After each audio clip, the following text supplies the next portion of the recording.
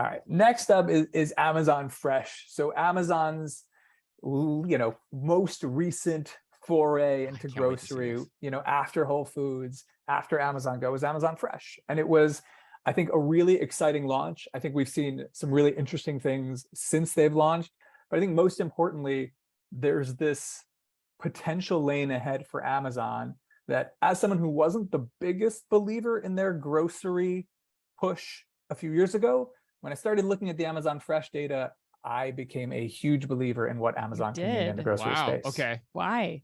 Explain. So I didn't love what was happening with Whole Foods. I felt like Whole Foods, right, totally different.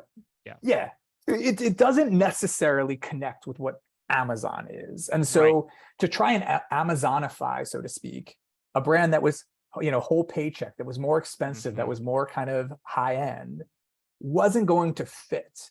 And when you look at something like Amazon Go, you're like, oh, this makes perfect sense. It's quick, it's in and out, it's easy, it's speed, it's convenience in an urban area. That's Amazon. Then you look at Amazon Fresh, and Amazon Fresh, when they launch, whether you look at California, Virginia, Illinois, they're not competing with Whole Foods. They're not competing with Trader Joe's. They're competing with value-oriented grocers in those areas, which is where convenience and speed and efficiency and cost comes into play. And so now you think about what the potential is, that Amazon Go is this perfectly situated, entity for the urban environment. Get in, get out, get a few things and move on, where their technological advantage becomes such a key part of the speed they're looking to provide. Right. Amazon Fresh becomes this real Amazon feeling entity that is focused on saving money, that is focused on speed and efficiency within the grocery space.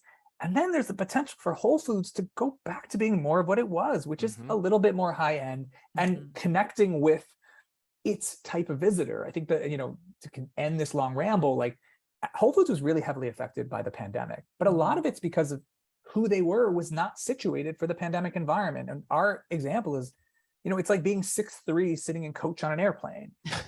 It's great to be 6'3" almost all of the time, except when you're sitting in coach. So if I'm urban oriented and cities are getting hit and I'm more expensive and prices are becoming more, people are putting a premium on it, and I'm kind of part of the grocery visit, I'm not your main grocer for many people. My visits per visitor are lower than others. That's going to all come back to hurt me in this specific environment. But if I'm Amazon and I have these three entities to bring to the market as kind of a comprehensive approach, I think it's pretty darn, exciting. Yeah. Ethan, I agree with you. You know what I find interesting too is that, we have conflicting information. Like, I think we saw earlier, like in the markets that you guys put out some data, in the markets where Amazon Fresh has opened, they've started to steal share from other regional grocers like you were talking about. But what's interesting to me is, of the grocers that we've talked to, people are like, I like to call attention to the people who are reporting on how terrible and cold the experience is in Amazon Fresh, and that they're like going off of that. And I wonder what's going to happen, because I think a lot of grocers are pulling back on like, well, we're the hometown grocer, we're the regional player, everybody knows us and loves us, and we sponsored the soccer team. Like, okay, that's great. But I think what Ethan is pointing out here that's very important is that speed and convenience and quality comes into play here. And when you start making that experience, all of those things faster, cheaper, and more convenient, like that's going to change a lot of what we're seeing here. And I can't wait to keep watching this with Ethan, because I think we're going to see some significant shift and increase in traffic to those stores. I agree. And the two things that you guys each said that really resonate with me is, don't poo-poo this because of their first few years with Whole Foods, because that's a totally different thing, totally different experiment, totally different business plan, business model. And don't poo-poo it because it's new. Right. Just because you haven't seen it before and you've never walked into one and you don't like it, it's like year one. Like they have time to develop it, change it, augment it. And that can mean a lot. And so you shouldn't be quick to dismiss this. But I'm curious too, Ethan, what are you seeing in the data? Like what's the data showing here? So, I mean, the data is really interesting because it shows, first of all, there's with every launch, almost across the board, you see this first 2-week surge of visits. Everyone's really excited.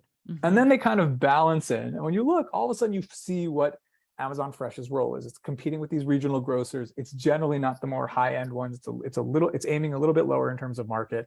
And it's finding this consistent visit mix where it's part of the grocery routine for these audiences. And that's really significant. And overall, visits are clearly going up because they're expanding.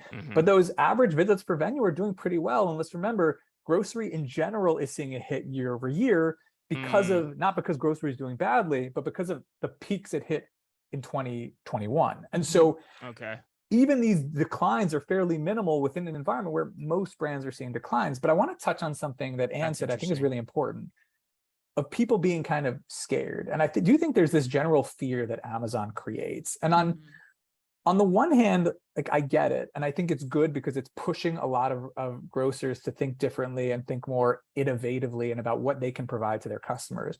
But on the other hand, it's not coming to kind of take everything away from you. If you are good, you know what you do and you know what you mean to your market, and you're able to provide that value, that local understanding. I mean, again, I think it's less about sponsoring the baseball team, though I'm sure there's value there too.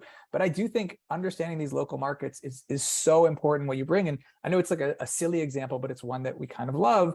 You know, I was in Hollywood, Florida before Passover one year, and the local Publix's had this Passover pop-up, and it was a great way to pull in that local community, which happened to have a big Jewish population. If you had run that same pop-up in the middle of Des Moines, Iowa, I don't think it would have been as successful. But that local knowledge, the local understanding, the feel for the market, the knowledge of what's going to get people excited, what you can do, I do think that is the advantage that sits within that regional grocer. And I think there's huge opportunities to have this environment where multiple players succeed. I just think Amazon's offering overall is going to be one of those successful players. Well, and your point being pay attention. And your point being here really is pay attention, particularly to what's, I believe, on the right-hand side of the screen, given the Zoom effects that are happening to me right now, but the right-hand side of the screen, because that line is steadily moving up. That trajectory is steadily up.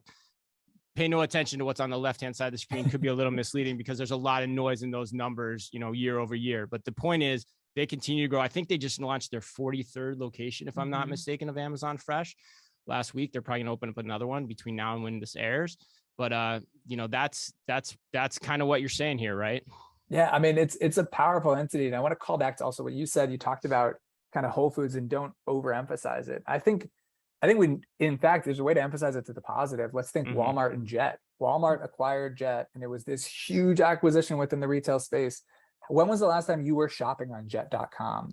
Yet, are we all in agreement that Walmart is much better at e-commerce as a result of that acquisition? So I think this isn't saying that Whole Foods is going to go away, but I think sometimes a misstep actually leads these brands to a much stronger place over time.